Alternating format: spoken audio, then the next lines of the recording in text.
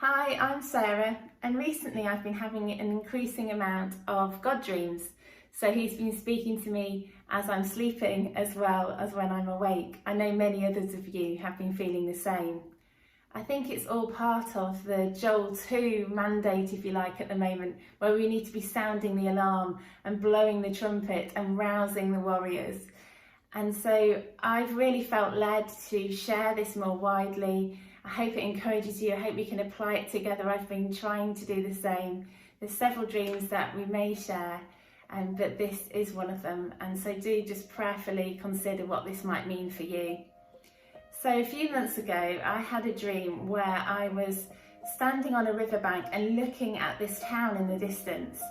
And all of a sudden I saw a huge load of water, of dirty flood water with all sorts of yucky stuff in it, come crashing through the town and destroying everything in its path. Now, I was with my good friend who is actually a prophet. I believe she represents a prophet in this dream.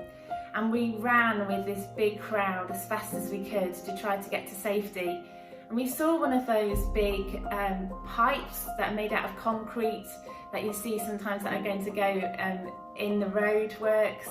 It was a tunnel-like structure, and people were trying to run in there thinking that they'd be safe in there, but we instinctively knew that we shouldn't go that way. And in fact, my prophet friend shouted in a loud voice, "No, we're not going that way."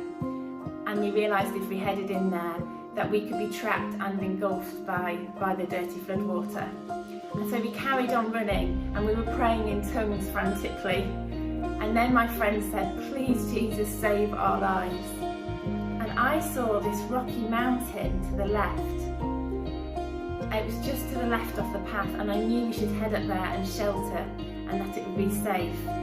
So I led her up there, and a load of other people followed us up this mountain. There was a big mountain rock, and we huddled with our faces to this big mountain rock, feeling like we were safe from the floodwaters and continuing to pray. And then everything just went really quiet and really still. And we looked back, and the wall of this dirty floodwater had stopped and was starting to diminish. You see, the floodwaters hadn't engulfed us. We were unharmed, as were the people that had followed us up there to this big rock on this mountain. And there were some notes that my friend was carrying in a file, and I had tried to zip up the notes as we were running, and these notes were safe as well. They were kept safe and they were unharmed by the water. We were relieved, as you can imagine, and incredibly thankful. The dream just felt so incredibly real. See, Psalm 40 says, "He lifted me out of the slimy pit, out of the mud and the mire. He set my feet upon a rock and gave me a firm place to stand." That's our Jesus, isn't it? Now, this is just one part of the dream. I may share more another time, but I felt I should share this.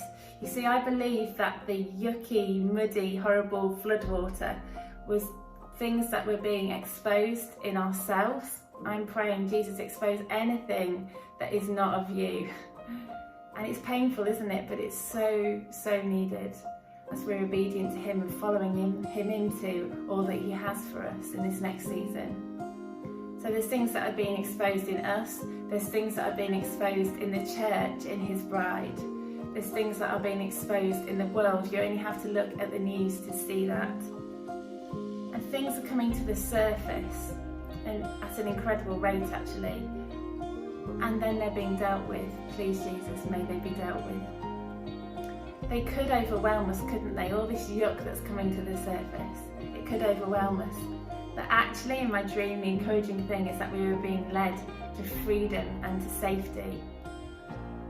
But something that I knew that we had to apply from this dream was to make sure that as things are being exposed, as this dirty, yucky floodwater is coming towards us, that we don't automatically think that something like that concrete tunnel is a place of safety. That actually we're hearing the voice of the prophets saying, "No, don't go this way." But we're hearing God for ourselves as well, keeping so close to him, absolutely knowing Therefore, that when something seems safe, but it actually isn't, we know not to go that way. That's just so important. We need to treasure the words that he has spoken. That was what the file with the notes in represent. We really need to treasure. I've been looking back over other things that he's spoken to me and people have spoken into my life and what the prophets have been saying. We need to treasure those words. We need to treasure the voice of God. And we need to make sure that we're not heading anywhere that would further entrap us, or actually going back to things that have entrapped us in the past.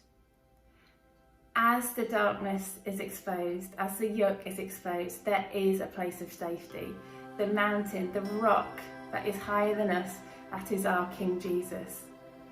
And as we shelter in him, such a lovely image, I really felt it in my dream as I had my face to him and I was huddled with others who were following us there. Then as I was sheltering, we were kept safe. And actually, those of us who have been called to see ahead and to pioneer, then we need to be encouraged by this as well. That as we see, as we spot, as we are going to safety, as we see and we spot the places to lead others to, he will show us and others will follow and we will be safe. May we always lead people up the mountain, up to our King Jesus, up to the rock that is higher than us. Who may ascend the mountain of the Lord? Who may stand in his holy place? The one who has clean hands and a pure heart, does not trust in an idol or swear by a false god. That's Psalm 24, verses 3 to 4. Jesus, please may we be people who run from the mucky flood, pursue purity and run to you.